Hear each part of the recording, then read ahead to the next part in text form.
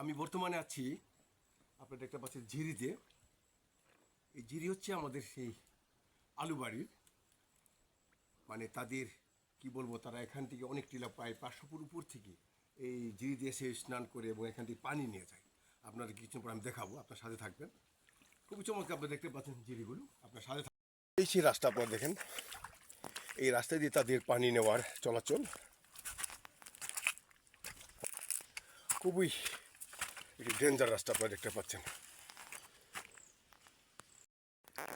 এই ঝিরি দিয়েই তাদের দেখুন, আমি ঝিরির ভিতরে প্রবেশ করলাম। খুব সুন্দর ঝিরিগুলো, কিন্তু সাবধান, পা পিছলে পড়ার সম্ভাবনা থাকে। খুবই চমৎকার।